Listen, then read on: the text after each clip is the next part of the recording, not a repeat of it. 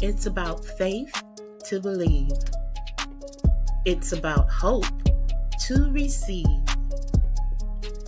It's about love to give life. It's about transplant life with me, Ms. Vinnie. Hey everyone, it's Ms. Vinnie. Please visit our merch store at abouttransplantlife.com. We've got some really cool items for sale, and support our efforts to raise awareness of the importance of organ, eye, and tissue donation by sharing incredible stories. So please visit our website today. That's abouttransplantlife.com. America's organ transplant system is under fire. Accusations of corruption, inequality, and broken trust have literally rocked the nation. Hey everyone, it's Miss Vinnie. On Thursday, September 11th, live on Facebook, I will be hosting our next town hall meeting, and you are invited. Please join me along with my esteemed panel of guests, Farrah Douglas, Tenaya Wallace, Cheryl Machan, Steve L. Belcher, and Shirley Scott-Brill, as we discuss the aftermath, surveying the damage done to the organ donor registration list. So please join me for this powerful conversation. Thursday, September 11th at 5 o'clock p.m. Pacific Standard Time, live on Facebook. You don't want to miss it. Please follow us at About Transplant Life with Miss Vinnie. See you then. Hey everyone, it's Miss Vinnie. Welcome to About Transplant Life. This is a very special episode because tonight we are hosting our second town hall meeting. And we're really, really excited. I have a fine group of esteemed panelists to answer your questions tonight. And we're live on Facebook.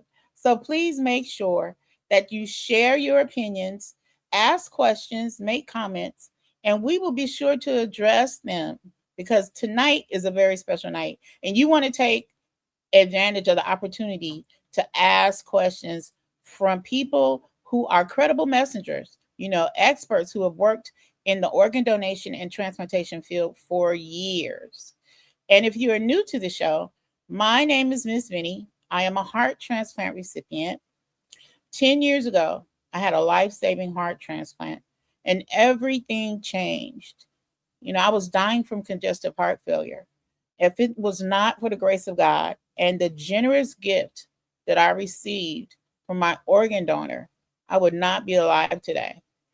And I would be devastated if I even imagined that something unethical had transpired during my my heart transplant surgery. If anything had ever happened that was illegal or immoral to my donor, that would be devastating. And so that thought is what sparked these conversations.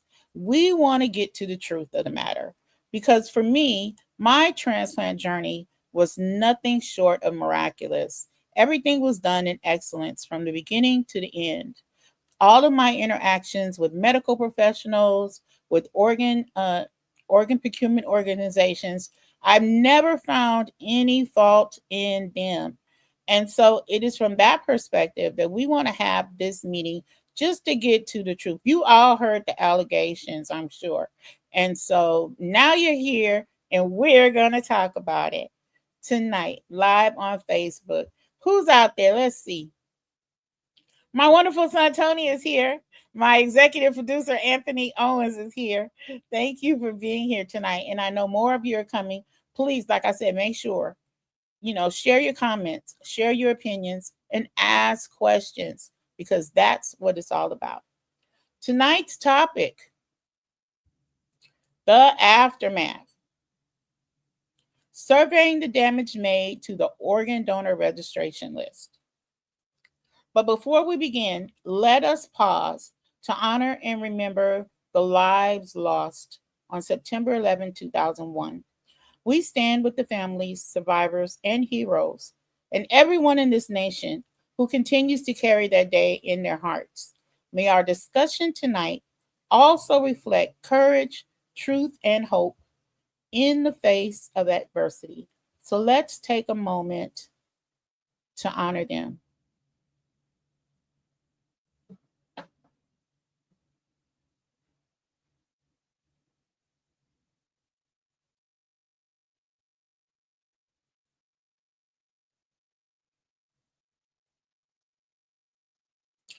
We've all been glued to the news, and we heard about the tragic and senseless killing of Charlie Kirk, a son, a husband, a father, and a dedicated political activist. And we send our condolences and our prayers to his family, praying for the family of Charlie Kirk. Let us continue to keep them in our thoughts and in our prayers. All right. Okay, let's get started. Tonight, I am so excited to present to you my friends and fellow organ donation advocates, and I am pleased to introduce them to you right now. Y'all ready?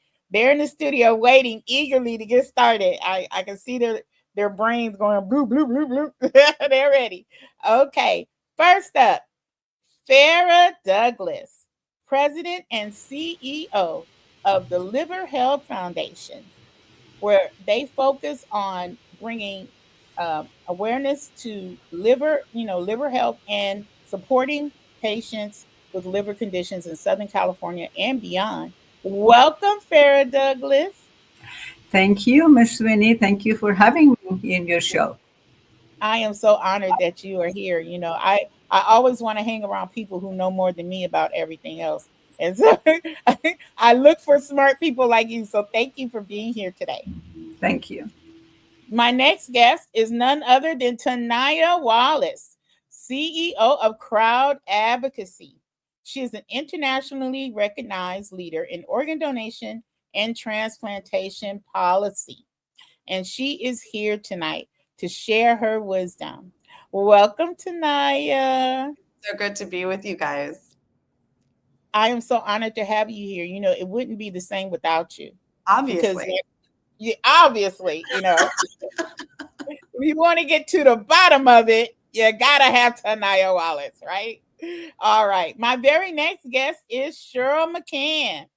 She is a living kidney donor, and she is also a One Legacy ambassador and a very dear friend of mine. We have served together as One Legacy ambassadors for years, and I'm honored to have her with me tonight. Hello, Cheryl. Hi, Miss Vinnie. It's great to see you and everybody else. Thank you. Thank you for having me as well. You are very welcome. It's honored to be with you tonight. And my next guest is none other than Steve L. Belcher. Steve, the kidney nurse, is a distinguished author, kidney health advocate, and content creator, a very popular content creator. And he's also a dear friend, and we're excited to have him here. Thank you for being here, Steve, the kidney nurse. Looking good over there. Thank you. Thank you. Hello, everyone. Steve is in Washington, D.C., right? That's right. Nation's capital. Thank you for joining us. Absolutely. All right. And last but certainly not least is Shirley Scott-Brill, founder and CEO of Educating Minorities About Transplants, Inc. Got to put the ink on there. And she's doing a great work down in Jacksonville, Florida. Thank you for joining me. Hey, Shirley. Hi, Miss Vinnie and everybody else. I'm honored to be a returning guest here and excited to get started. You are a returning guest. She's a two-time winner at About Transplant Life. So thank you all for joining me today. There's a lot going on, but we're gonna stay focused on our assignment, and we're gonna help some people as we discuss the aftermath, surveying the damage made to the organ donor registration list. Now, I want to begin tonight's conversation with public opinion. You know, there's a lot being said about organ donation and transplanted right about now, and a lot of it is just not true. But that's why we're here, right? To get to the bottom of it. I want to play a video from a very popular TikTok influencer. Her name is Patrice, and she manages a page called The Invisible Diagnosis. Okay, Patrice has almost 90,000 followers. And no, I'm sorry. This video got 90,000 likes, okay? And she has about 15,000 followers. She's doing pretty good. But her page always talks about medical diagnoses and situations and stuff like that. She's a really compassionate, dedicated young lady. I really like her. And so I want to share this very important question that she asked her followers. Check this out. Have y'all heard about the mass of people who are removing themselves from the organ donor registry list? I'm talking about high numbers. California, I think I've seen it in Tennessee. I really didn't dig into the states, and all because of 2 articles that was released by the New York Times. I haven't really dug into the articles, but it's like there is a divide in opinions on organ donation. I have heard personal stories from people horror stories, who felt like they were forced into organ donation. Some of them were tricked into signing paperwork that they thought was for something else, and it was I've heard the horror stories, but then I hear the other side from the medical side and how those things don't happen. I'm not here to debate, but it's like, my question to you is, are you on the organ donor registry list? And with the information that is coming out, whether factual or false, does it sway your decision to either stay on that list or remove yourself? I want to talk about this. This is a different topic, you know. Organ donation is very important. I understand that, but what if there is a possibility that it's not being done the correct way, right? Should that not be a cause for concern?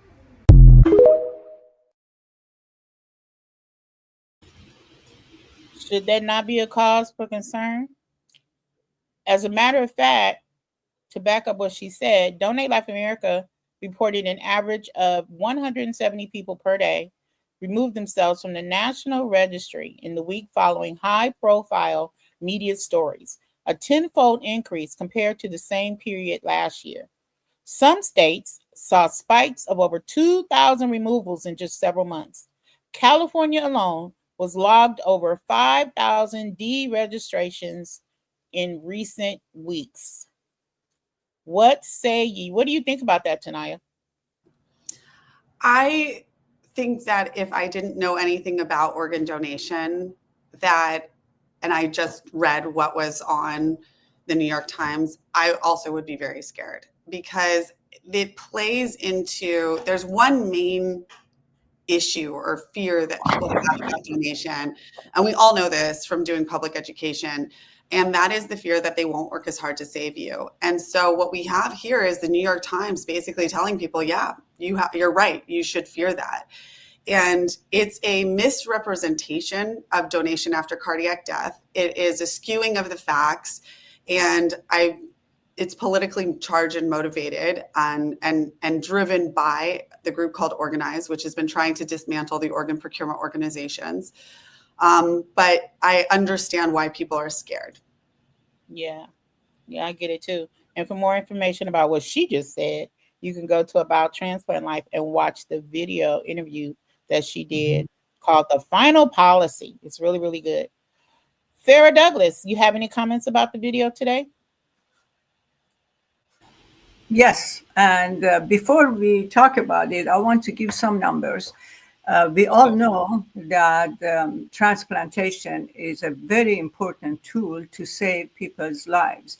But to just give you an idea of what's happening, in 2024, just last year, there were a little over 48,000 organ transplantation that happened in the United States. At the end of 2024, we had over 104,000 people waiting for organ donations, organ transplant. Every day, 13 people die in the United States waiting for liver transplant or kidney or heart, all transplantation. That's a number for all of them. And every minute, every day there is 8 new names added to the list of the people who are waiting for liver or organ transplantation. So this is not an easy issue to just put aside and say, let's just demolish the whole system. Do Right. we agree that we need better rules? Do we need that we have to have oversight and all that? Yes.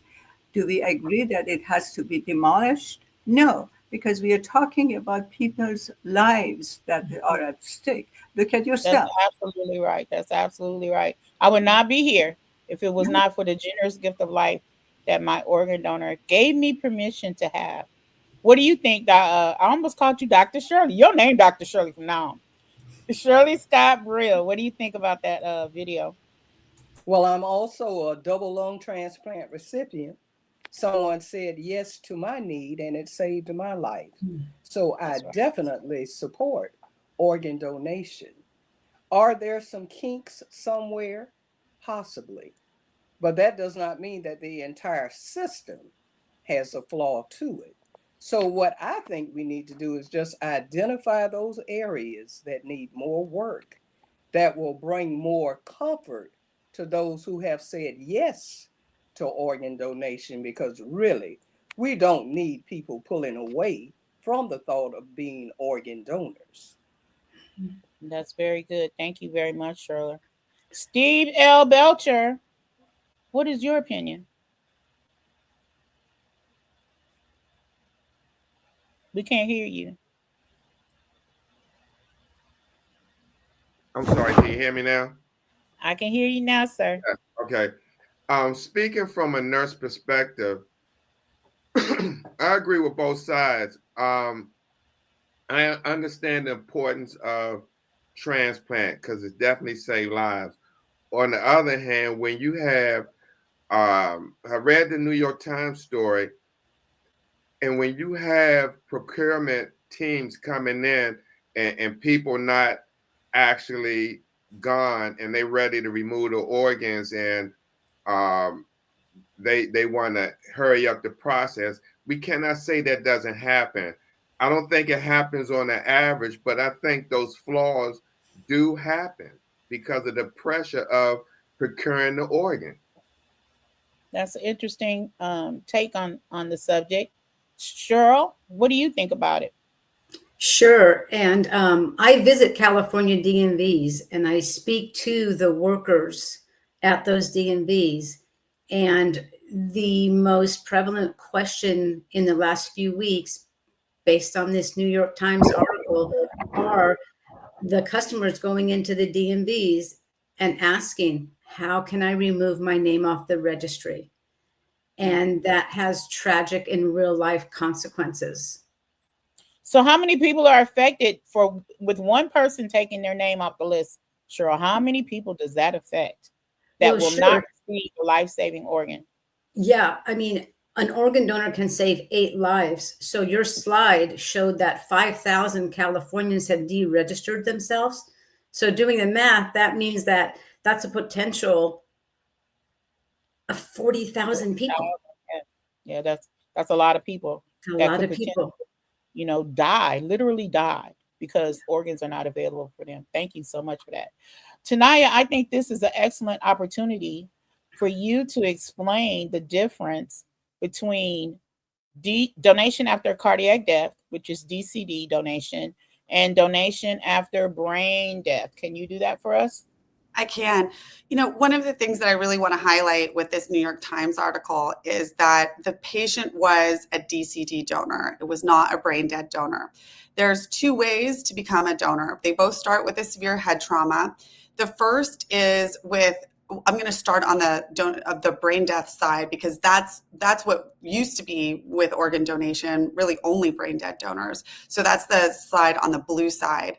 What would happen is somebody had a severe head trauma, everything was done to save their life. There'd be brain death testing done in the hospital and a discussion happening with the physician and the family. The physician would declare brain death.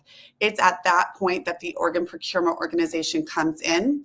The OPO talks to the family, determines authorization, so either goes on the registry and then discusses it with the family or gains consent from the next of kin. Then there's a medical evaluation to determine if the person is eligible to be a donor and if organs can be recovered and transplanted. And then the patient goes to the operating room and organ recovery occurs. If you look on the green side, you'll see that a lot of these things are in a different order when it comes to donation after cardiac death. There is no declaration of death because there's a severe head trauma. The physician and the family have a discussion about withdrawing care, meaning that this patient is not going to recover and come back to themselves, and the family makes the decision to withdraw care. Then the Organ Procurement Organization comes in and discusses family discussion and authorization, does the medical evaluation. The patient is transferred to the OR and ventilator support is withdrawn. In the OR, two things can happen. One, the heart can stop and death is declared, and then organ recovery occurs, or the heart cannot stop, death is not declared, and the patient is transferred back to their room and they do not become an organ donor. So you can see that death is declared in two very different places when it comes to brain death and DCD. One, death is declared in the operating room, and one, death is declared prior to the operating room, almost as, the second step there. So I think the misunderstanding of the process of donation after cardiac death is really what's leading and driving a lot of this misunderstanding about what occurred in Kentucky. And I really believe that the New York Times has done us all a disservice by manipulating what happened there and not describing for people what happens in donation after cardiac death. Very good. Thank you for bringing clarity to a very, confusing, topic. If you're not a part of the organ donation and transplantation community, it could be, a little complicated, but go ahead. One other thing there is that there has been record growth in donation and transplantation. We have actually seen a dramatic decrease in the number of deaths on the waiting list. We have seen a dramatic increase in the number of donors available. We've even seen a dramatic increase in the number of organs not utilized. There were 9,000 kidneys not utilized last year.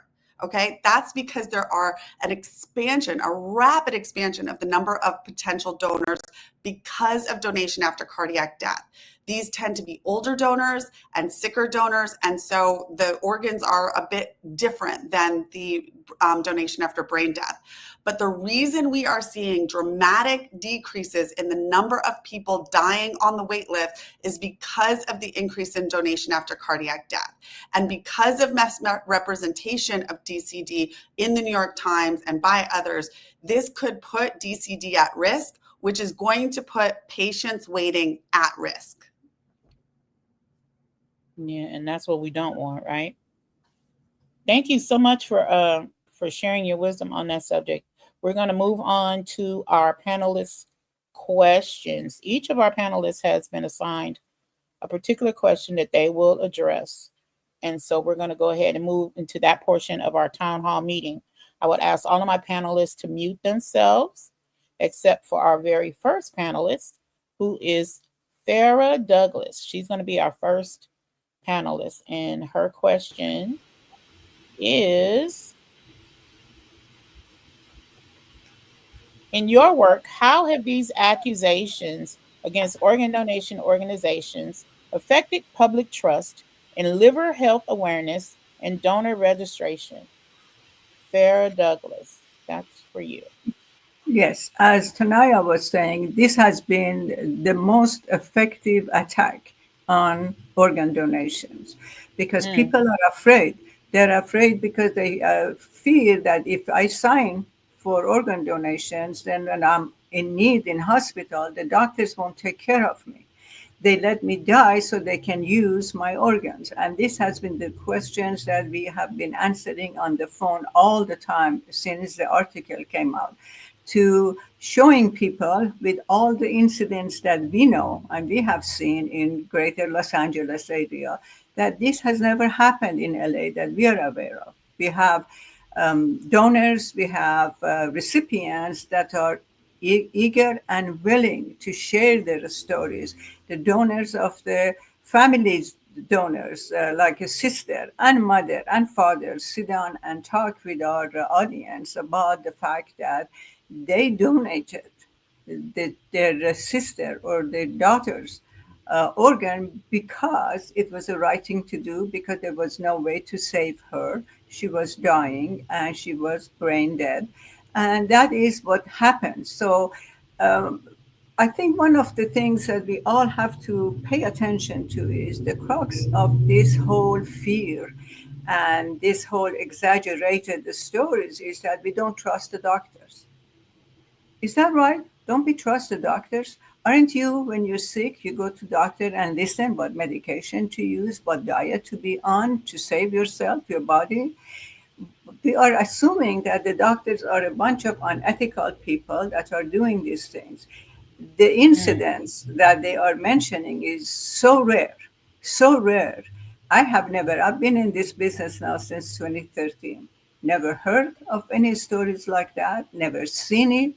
All I have seen is, like you, grateful recipients and the gracious donor families that sometimes want to meet the recipient and have that connections with them. So it is really affecting very badly, very negatively the donors, the families who have had already decided they are going to be donating their organs. They don't want to do that anymore because they're afraid. Yeah, and fear is crippling America right now as it relates to organ donation and transplant. Anybody want to make a comment or ask Farrah a question about that? We're live on Facebook. Anyone? All right, we'll move on to our next question then. And of course, our next question is for Tenaya Wallace. And her question is right here in front of me. I'm working the screen, y'all. Y'all see me? All right. From a policy perspective, what do you see as the most damaging outcomes of these accusations? And how might lawmakers respond to restore confidence in the system? Tenaya Wallace. It's interesting because these accusations first came about 1 year ago today. The Energy and Commerce 1 year ago at the energy, it was the House Energy and Commerce Committee that was held on September 11th. And Greg Siegel from Organize testified. And the story about the Organ Procurement Organization that rushed the donation, and that the person woke up from the donation, which is not what happened, but that story was seeded at the House Energy and Commerce Committee 1 year ago. It didn't get that much attention. It wasn't really, there was some former employees of the OPO, some employees who had been fired who testified to this, employees also that were not actually part of the case that testified to this. And it didn't really go anywhere.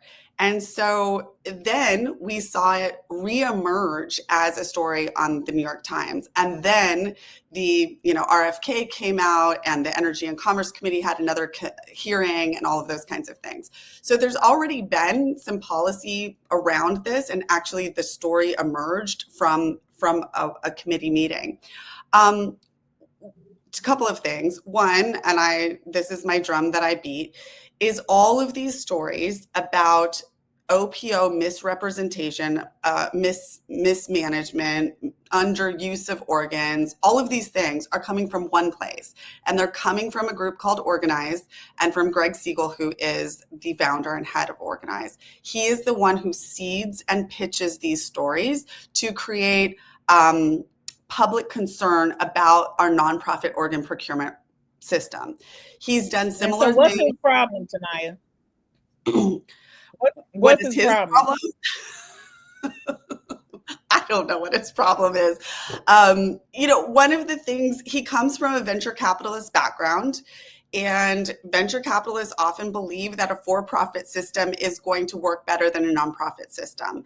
And so by undermining public trust in the nonprofit organ procurement organizations, he has already been able to put in legislation called the final rule, which is under CMS.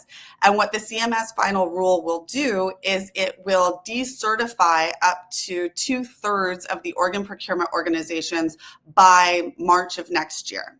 That means 2/3 of the nonprofit or organ procurement organizations who run the system are going to be gone, which will create utter chaos for patients. But in addition, in just a few years, in 8 years or so, the cycle will go through and organ procurement organizations, the bottom 2/3 will always be eliminated. So we could end up with 4 organ procurement organizations in just under a decade, which is also going to be really problematic. My guess is that what the government will end up doing is changing the law. And so that organ procurement organizations no longer have to be nonprofit organizations, which will open the door to for-profit organ management structures within the system and essentially open up organs to the nonprofit space. I'm really terrified of that. I don't think that that's a good idea for patients. I also think that one of the things that Organize tried to do was really say that organ procurement organizations weren't doing their job. They weren't going after all of the potential donors. And what the data showed is that's not true. There was a dramatic increase in the number of organ donors, number of transplants, and a decrease in the deaths on the waiting list. So their argument didn't hold water. So how do you dismantle the nonprofit organ procurement organizations if that lie isn't working? You pivot and you say you make people scared that the organ procurement organizations are going to take their organs before you're dead by misrepresenting donation after cardiac death. So the policies are really driving all of this. What can the government do? The government could actually listen to OPOs when it comes to the impact of the final rule, which is a very bad policy and will decertify the wrong organ procurement organizations because it's based on faulty data. But the government is not doing that. So I really do believe that it's time for patient advocates, the transplant surgeons, and the organ procurement organizations to stand together to really argue against the final rule and to insert better policy that will assure that we shore up and manage our organ procurement organizations effectively, but that we're not doing this as this reactionary piece based on the New York Times and their poor representation of donation after cardiac death, which is saving lives. Absolutely. And thank you, Tenaya, for that explanation. I want to encourage everyone to visit our YouTube channel and check out this video. I got too much stuff on here. Check out the video, Tenaya Speaks Policy, on our YouTube channel, where she gets in depth and in detail about everything you need to know about the final rule policy and Organize and everything that she just briefly mentioned. Thank you so much for your wisdom and insight. Any questions, any comments for Tenaya? Okay, Brian Martindale put an entire paragraph in the Facebook comments about it. Brian Martindale is a dear friend. He's from Kidneys for Kids. We love you, Brian. I can't post all of that. Let's see. He says, I saw the most disturbing one yet on Fox 2 weeks ago. There was a supposed relative of the person in Kentucky who supposedly woke up. Yeah, we all heard that story. And, you mentioned the other day, Tenaya, that, well, actually, you just mentioned it in your description about, DCD death. Sometimes people don't die that are going, when they want to recover, not harvest their organs. We never say harvesting, but in all of these articles, they keep saying harvesting. That's not the terminology we use. You harvest vegetables. You don't harvest people. We recover organs, right? And sometimes they don't die, and they go on and they recover. So this is not an uncommon thing, right? That's my It's question to not. you. And I want to point out that, especially in the Kentucky case, this was a drug overdose. This was a drug overdose case. And when people have a drug overdose, brain and neurological activity is decreased. And so that can lead to hospitals and physicians having a conversation with the family about removing life support, removing them from the ventilator, right? That is a conversation that is directed by the physician and the family. The family chooses to remove life support. That is done in the operating room. If you Not are the an OPO, right? Not the OPO. OPO doesn't declare death. That is the doctor. So the other thing here is when you're an organ donor, you actually have to wait a period of time before the donation process happens and to allow the drugs to move through your system, which can sometimes lead people to recover. So is it surprising that somebody, showed signs of life when they were in the OR? Yes, because every single DCD donor is alive in the operating room. But a decision has been made with the doctor and the family to withdraw care. When the ventilator is removed, they wait a period of time. If the heart stops within that time period, then donation can happen. If the heart does not stop within that time period, then the patient is moved back to their room. So, Yeah. understanding that, yes, people who are alive are being asked about organ donation prior to the operating room is what happens after donation, after cardiac death. But being an organ donor could actually save your life. And I think that's what happened in this case in Kentucky. Ms. Vinnie, can I Yes, interject? absolutely. So I definitely agree with Tenaya. However, as a nurse advocate, you have to look at both sides. Now, in that New York Times article, there was a patient named Danella Gallegos in 2022, 38 years old. She was homeless. She was hospitalized and went into a coma. Now, and this was in New Mexico, doctors at Presbyterian told her family she would never recover. And the relatives agreed to the donation. As they began to prep her, her family saw tears in her eyes, some movement, and they were saying that the people from the procurement team was trying to push the doctors to go forward with the surgery to move the organs to declare her, I guess, unalive. And she made a full recovery.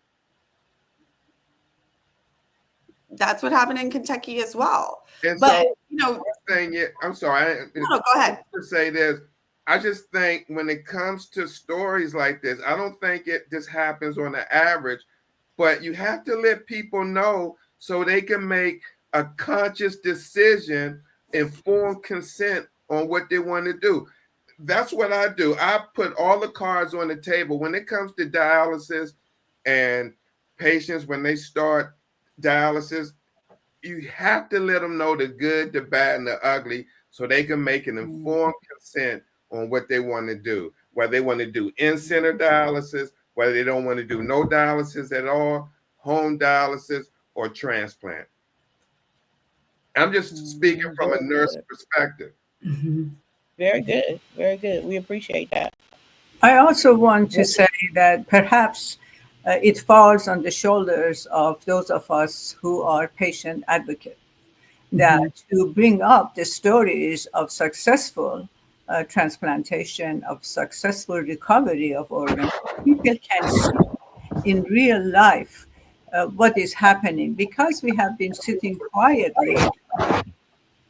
The opposite stories, the negative stories, are getting a life and running with it. So it's our job to bring up, to share the stories. I have a 16-year-old young man. Actually, he's now 18. He just went to college. That he developed liver cancer out of nowhere. Nobody knew he was sick. all of a sudden he develops liver cancer, and it grows so fast that he is going to die if he didn't get a liver transplant. He's alive today, 18 years old, going to college because some generous person donated their organ to this young man to get a new liver.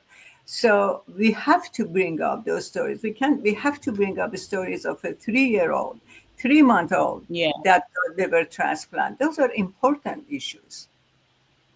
they are very important issues. And Absolutely.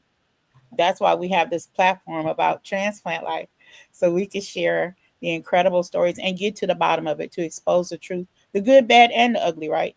Steve, is important. They need to know, Absolutely. both Absolutely. sides, both sides. Yeah, because things do happen, but they're in a controlled environment. I truly believe that. Nobody's haphazardly, out there just snatching kidneys. That's not how it works, but that's what the article makes it sound like. And so we have to bring truth to the chaos. Very good. Thank you. That was an excellent conversation. My next question is for Cheryl McCann, a living kidney donor and a One Legacy ambassador. And Cheryl, here is your question. I have it, trust me. Okay, here we go. As someone who gave the gift of life, how do you feel when the integrity of the system is questioned? And what message would you share with future potential living donors? That's Cheryl's question.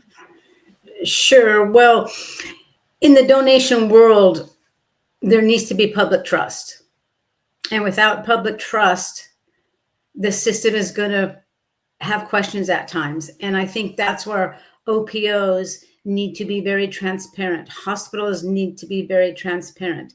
And it's a system that people just aren't educated about because it's not in the realm of everyday conversation. When that trust is eroded, when OPOs aren't believed, when hospitals aren't believed, and people need to understand the distinct distinction between an OPO and the hospital doctors. They are not the same. That's right. The system of Grey's Anatomy saying, oh, we have a patient dying, the next room has a person who needs an organ, and I'm also going to be that patient's doctor and their transplant surgeon, is all false. It does not happen that way. So the misinformation and the myths are tragic. They have real life consequences. That's right. So I'm a living donor. I donated a kidney to my brother.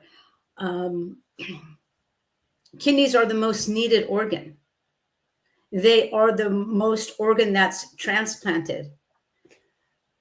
When there is a living donor, there is numerous positive effects. When there's a living donor, it not only does that living donor save the recipient's life, they also affect a person on the transplant list, because a person gets moved up on that list when there's a living donor.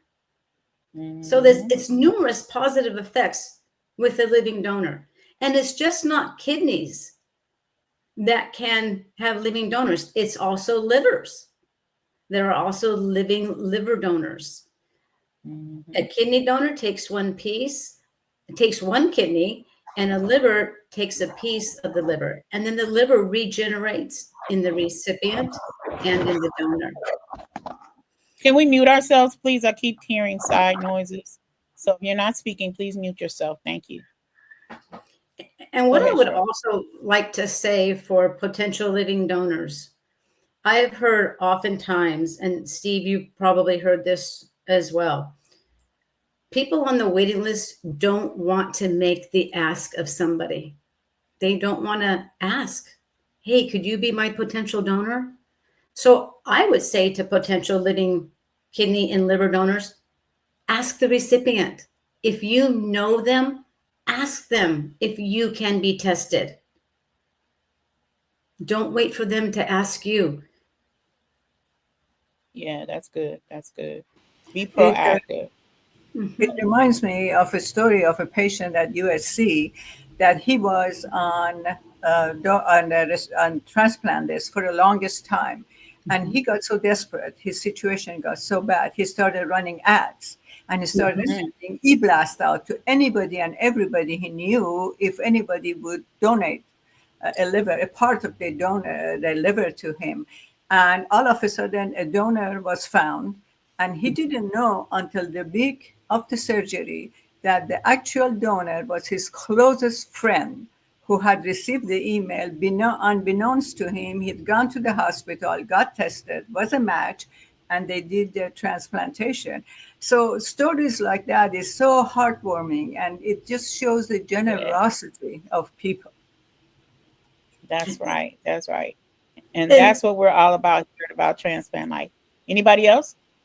well, and sure, that's the thing, like Farrah was saying, if you don't want to let your potential recipient know, just find out what their transplant center is. Go to their transplant center and ask to be tested to be their living donor. And you can Yes, do that, that's and your potential recipient won't even know. you can give anonymously. That's right. Yeah, but giving is the key, right? We don't want to stop people from having the heart and the mind to give. And so that's why we're having this town hall meeting to bring truth to the chaos. Thank you so much, Cheryl. Our next panelist is Shirley Scott-Brill, founder and CEO of Educating Minorities About Transplants. And Shirley, here is your question. Minority communities already face barriers to access and trust in healthcare. How do these accusations further impact donation and transplant education efforts among communities of color? Shirley Scott-Brill. I would say, Miss Vinnie, that we all know the struggle as far as sharing with people the need for organ donation.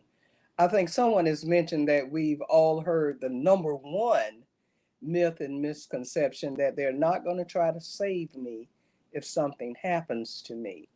And of course, that's one of the top statements that we hear in the organization when we're out in the community. I Mm-hmm. think the key here is the education factor. Someone mentioned that nobody wants to talk about organ donation, first of all, because, like I said previously, nobody wants to think about death as far as a deceased donor. But the need is so very important. I feel that all of the different ways that someone can become a donor has to be known to the people, and that's what we need to be sharing. There's, of course, deceased donation. There is living donors who I just think the world of because they give that gift of life while they're still here. And that's a big Mm-hmm. person with a compassionate heart who will say, here, I have those things like the kidney where you can donate that. There's also parent donation. There's so many ways that people can donate. But I think it does a great disservice when people remove their names without the facts. You know, that's Right. one thing we do. We'll jump on a bandwagon when we hear one little statement and don't get the full picture of what actually is going on. And that's why I Mm-hmm. said education is so very important, not just to our communities of color, but to everyone. All those people who remove their names from the list. Sure, it's frightening to know that if you're an organ donor, of course, you want to be in that situation where your time is ended. You've signed up to give that gift to someone, and there is such a need for that. I was one of those people. So I'm going to Mm-hmm. always stand on organ donation. Mm-hmm. But like I said, don't just make an assumption because of one incident, two incidents. Look at all the thousands of people who had a second chance at life because things went the way they were supposed to go. I know in Yeah. our organization just last month, 2 of our members received their life-saving gifts. On the other hand, last week, I talked to 3 individuals who need kidneys, and their lives have been turned upside down. Even last night, someone contacted me with a young lady who's, she has a need for a kidney and a heart.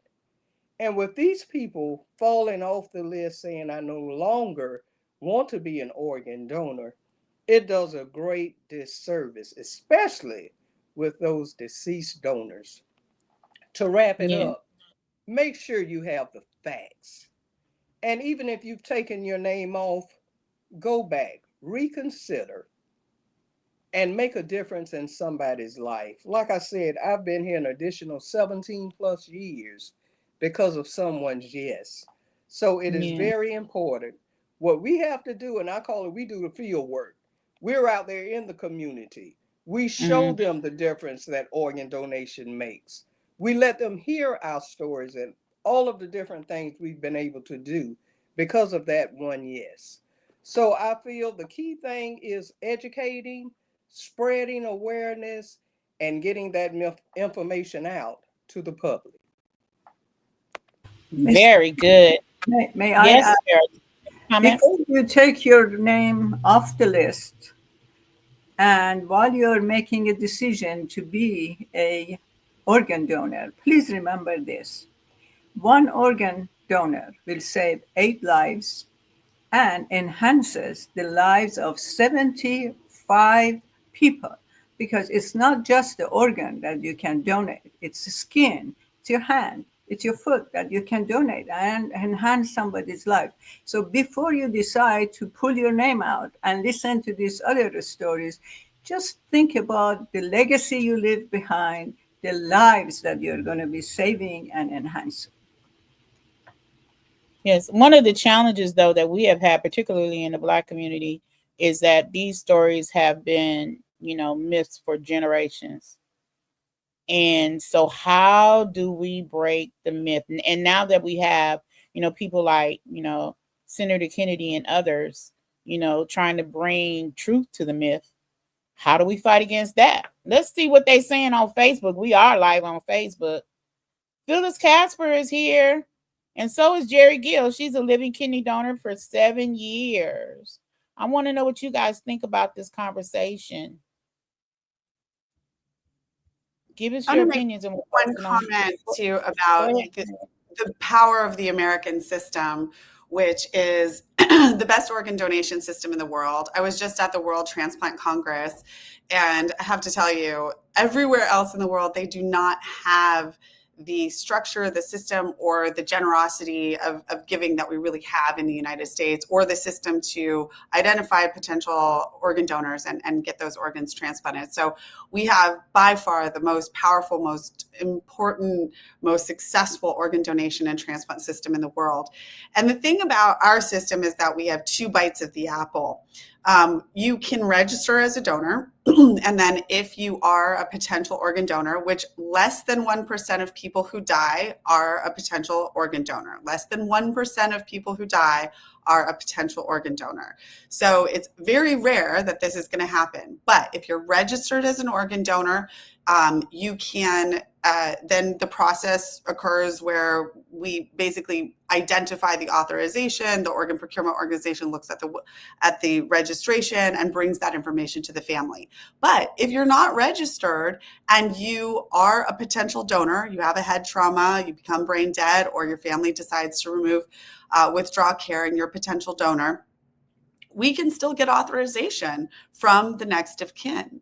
And so it is a tragedy, and it is concerning that people are removing themselves from the donation registry. And when people are registered donors, the process goes much faster, much smoother. It's better for the families because they know what their loved one wanted versus trying to guess. So being a registered donor is always the way to go. But we will have the opportunity. It's not like donation will end. We still have the opportunity for every person who is a potential donor, who passes away, who is in that less than 1%, we will be able to go to the next of kin, and we will discuss the organ donation possibility and work to gain consent or authorization for donation that way. So that is one of the powers of the American system, is that there's really two ways to enter the donation, become a donor. One is registered and one is your next of kin. So if you really feel like, you don't want to be registered for whatever reason, like that just doesn't feel, safe for you because of these stories, I don't know that telling stories of successful transplants is going to be the way to resolve the issues and the fears that people have, because it's about them. It's about, are they safe being an organ But donor? What needs to happen, in my opinion, I think, these OPOs, these transplant centers, they need to be more transparent about their policies and procedures and share it with the public. Most of us, in the general public, don't know anything about transplant and donation until we are a part of that community. And it's not something you sign up for, you're having a life or death experience, and all of a sudden you need a life-saving organ, or someone needs one, and then you educate yourself. This needs to be just like you learn how to drive a car, just like you learn math and history in high school. These courses need to be taught so that people understand, because the fact of the matter is there's over 1 million transplant recipients in this country right now, and organ donation saves lives. We need to educate the people about it. Yeah, so can I say something? Can I say something to that, Miss Vinnie? Yes, I believe the OPOs are reactive. We get a negative story from the New York Times, and OPOs and organ donation organizations react to it. OPOs and organ donation advocates need to be proactive. We need to get, as we've talked about tonight, the education out there ahead of time. Educate, educate, educate. Let people know their choices so then they can tell, like Tenaya was saying, let your family know of your decision, because somebody is going to make that decision. You're going to make it to yourself by registering, or your family is going to be asked. Yeah, that's very good. All right. Thank you so much. When donation after cardiac death became a primary way that people became organ donors, which is really only in the last, actually, it's funny because donation after cardiac death was originally how donation happened, and then it moved to brain death because it was clearer, and then donation after cardiac death has emerged. The OPOs really didn't do a good job of informing health reporters and letting people know about the process of DCD. So I think absolutely right. I agree with Cheryl. It's like that was an opportunity 7 years ago to talk about the fact that there is donation after cardiac death, what that looks like, what it means, and prepare people for it. But OPOs did not take that opportunity. And so now they're flat-footed or on their back foot now, having to respond to these misconceptions. Also, well, check this out. Shantae Felicia is, we're live on Facebook, so I want to acknowledge our guest. She is a One Legacy ambassador and a 2-time heart transplant recipient. And she's my friend. And she just posted, the bill passed in California where institutions of higher learning will now educate their students on eye tissue and organ donation. So that's good news. That's very, very, very good news. Thank you. And I think it's important also to make sure the public understands the rules and regulations that is actually controlling organ donations and OPO. It's not that this is just a doctor decides somebody's going to die and, woo, I'm going to get that organ and give it to somebody else. It's not like that. There are so many rules, so many regulations.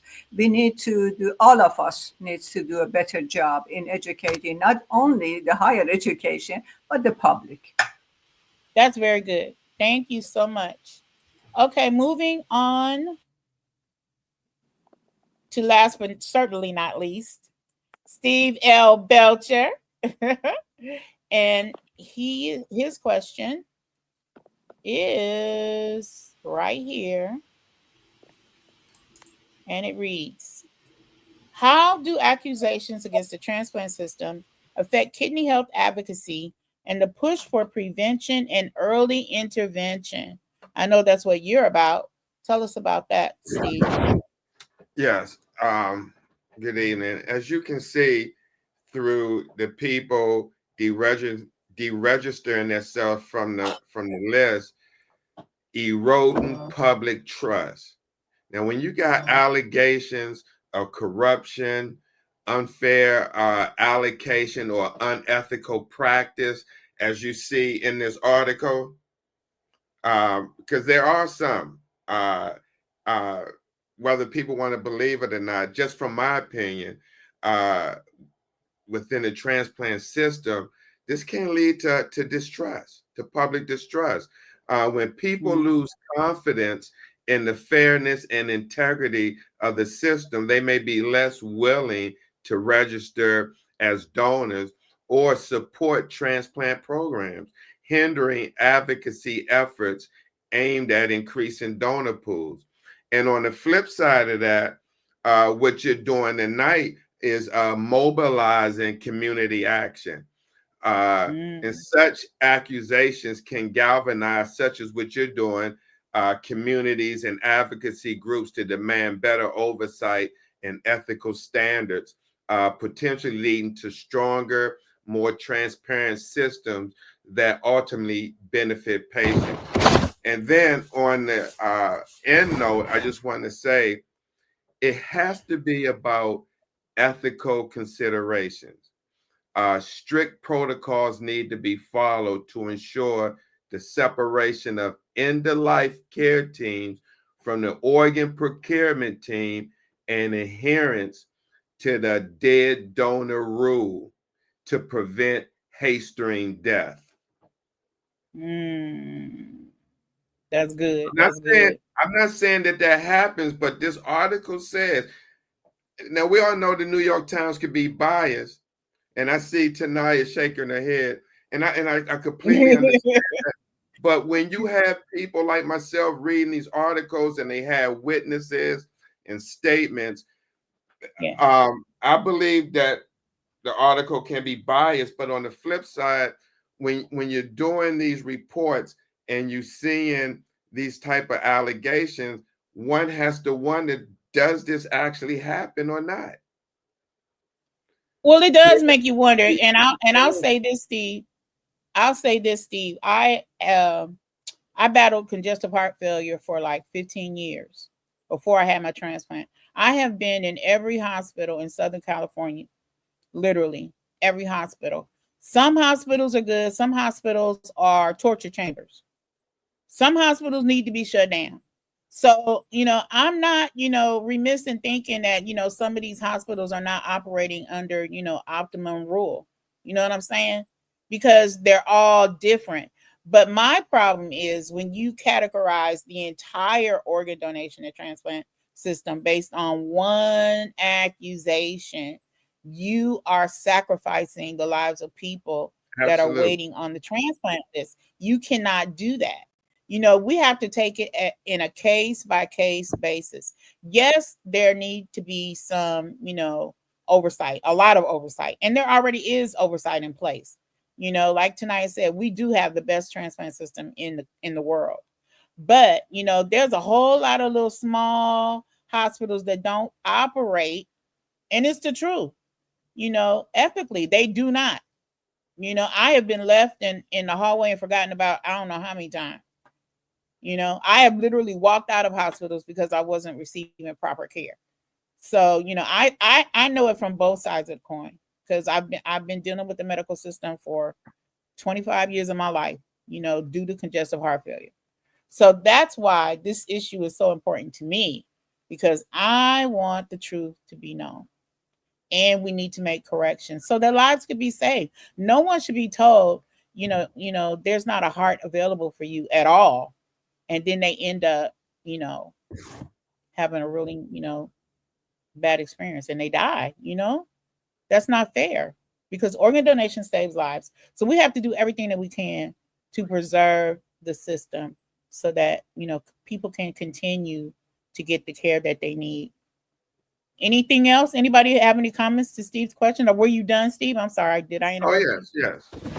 I will say You that done? one of the things that I think we could do policy wise as well, and I've mentioned this, is I do think that the CMS final rule, which works to decertify low performing organ procurement organizations using faulty data, has driven OPOs. One of the unintended consequences of this bad policy is that it measures OPOs based on the number of transplants, which is lame, stupid, because OPOs don't actually control transplants, right? They can offer the organs for transplant, but they don't perform the transplants. They don't decide who accepts what organs. So there's a mismatch there. But the other thing that it's done is that it has really driven OPOs to go after every single potential DCD case, even when we know that organ, it's a 75-year-old diabetic, and that organ is not going to be an organ that transplant centers want to put into, their sick patients. It's just not going to do well. And so that's what's driven up this rate of non-utilization or organs that have been discarded. So the CMS final rule is creating kind of an atmosphere where organ procurement organizations are being forced by the government to aggressively pursue DCD cases in a way that I don't think is compatible with what we want to see in a system. So there is, I hesitate to say this in some ways because I do think that OPOs are doing things ethically. It concerns me when a nurse, is going to say, well, yeah, maybe this does happen, because that is what's going to get people to believe that these kinds of things are occurring, rather than looking at this as propaganda to destroy the best organ donation system in the world, to open it up to for-profit entities, which is what I think is happening. But I will say the CMS final rule has unintended consequences and is forcing OPOs to be aggressive in a way that that is not appropriate, because ultimately it's leading to discard rates, right? We're approaching families and getting consent for authorization for organ donation, and then recovering the organs, and then having to go back to the family and say, we couldn't place them because the you just hit the nail on the hammer right there, and that's a whole conversation, because they can be aggressive in seeking, donors at the time of death. You know what I'm saying? I'm a donor family too. I've been on both sides. I'm a donor family member, I'm a recipient, and I'm also an advocate. So I've lived in every aspect of it. And I remember when my Uncle James was, he had a massive stroke back in 2011. And we were approached for him to be an organ donor because his heart was strong. His kidneys were good, and we got call after call. We were literally bombarded. And we finally said yes. And so I understand every aspect of it, and I'm glad we said yes, because he was able to save 4 lives. Yes, Ms. Steve. Vinnie, can I interject? And Tenaya, I completely understand. And the reason why I made that comment, because I actually experienced this as a nurse when I was years ago, when I was dialyzing the patient, and the patient was pretty much, almost on their way out. You had people coming from the procurement office to the family in the room asking about donation, and the family got really upset, and I was able to witness that. And not saying this happens all the time, but I experienced that in real time, seeing people come in trying to pressure the family to donate the organs, and the person is on dialysis. And that's why I say I don't necessarily think that stories about successful transplants or stories or even messaging around the number of people who are waiting or the number of people dying for transplant is actually going to help the public who consider donation for themselves. Like they have to know that them first and foremost, that I am going to be safe, that somebody's thinking about me and they're not thinking about the person who's waiting or the person who's going to die with a transplant. Yeah, that's good. That's good. Okay, we're running out of time, and I have one final question for each of my panelists. I would like all of you to answer this question one at a time. And the final question is, what message do you want to leave tonight for families watching who may now feel uncertain or discouraged about remaining on the donor registration list? Let's start with Farrah Douglas. I would say do your own research. Don't just believe everything you read. Talk to your local doctors, your local nurses, and talk to those who have received an organ or who have donated an organ, living donors, and just educate yourself. The only tool we have to fight with rumors and stories that may happen once in 100 years is to know what the truth is. And the only way we know what the truth is to educate ourselves and arm ourselves with all the right numbers and data, what's really happening, and also learn about the regulations that is over and above everything else controlling the organ donations. Very good. Okay. Tenaya Wallace. I want people to frame all of this within the context of it being part of a massive, well-funded, multi-million-dollar, multi-year propaganda and policy campaign led by one organization that is trying to destroy the best organ donation system in the world and open up the nonprofit organ procurement organizations to for-profit venture capitalist entities. And when you look at it from that lens, then you're like, oh yeah, okay, I see where these stories are, by scaring the bejesus out of people, are really going to destroy the organ procurement organizations. So this is all a propaganda campaign, and I really feel like Organize has gone too far because they are going to kill people because people are going to be too scared to donate. My God. Okay, so if you are not speaking, please mute yourself. I think that's the challenge that we're having. Okay, thank you, Tenaya. Cheryl Machan, what do you think? Sure, absolutely. The main thing, as Farrah was saying, is educate yourself. There's always going to be a horror story out in the world in any field. You don't need to believe all the mischaracterizations that are out there. And for people on the transplant list, I would just remind them, don't lose hope. Don't lose hope. I like that. All right. Steve, the kidney nurse. How do you answer that question? I have to agree with my fellow panelists, Farrah and Cheryl, that do your education. That's very important. Do your research, educate yourself, know the good, the bad, and the ugly of donation so you can make a formulated, educated decision on what you want to do. Very good. Very good. I like that answer. And last but not least, Shirley Scott-Brill, how do you respond to the question? And I have to be the final parrot that gives the same basic information.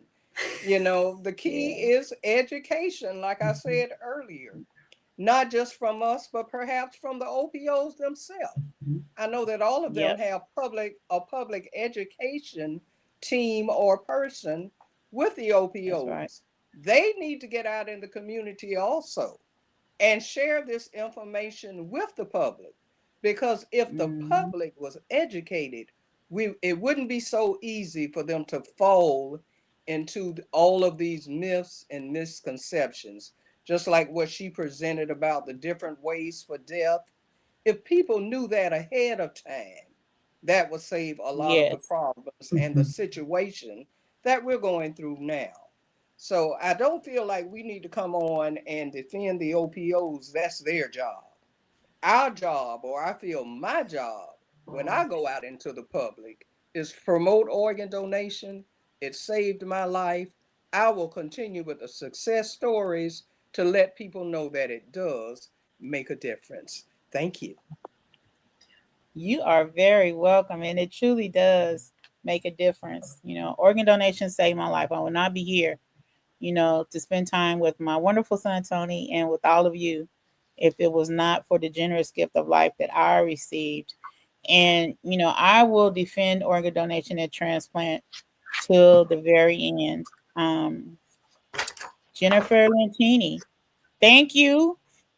Thank you all for the educating. Education is the key. That was the word for the night, right? Education. And so thank you so much, everyone, to all of my panelists for being a part of this very important town hall meeting. I am honored that you shared your wisdom, your knowledge, your understanding with all of our viewers here on About Transplant Life. So thank you so much for bringing truth, wisdom, and compassion to our conversation. And our nation urgently needs people like you.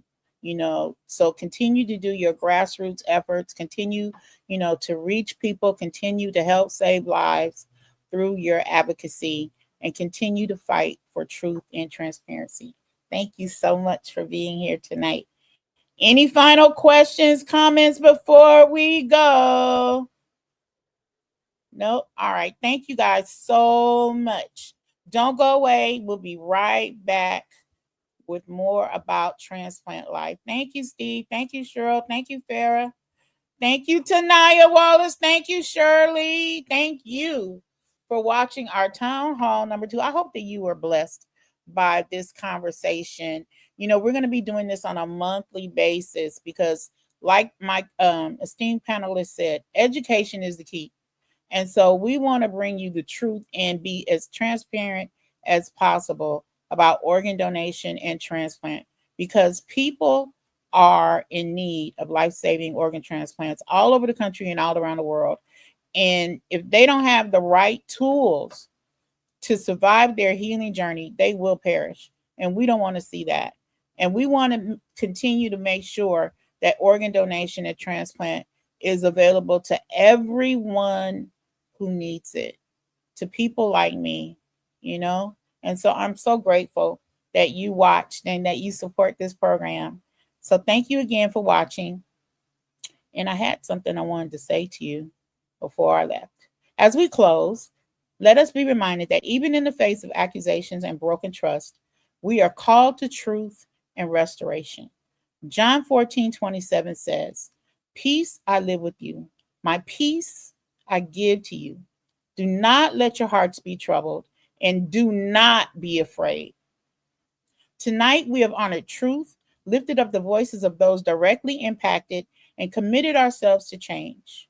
Just as our nation rose after 9/11 with strength and unity, let us rise in the transplant community with faith, integrity, and the unwavering belief that every life is worth fighting for. And to everyone watching, your voice matters. So speak up, get involved, and help protect the gift of life. I'm Miss Vinnie, and this has been About Transplant Life. So stay informed, stay connected, and stay prayerful. Thanks for watching.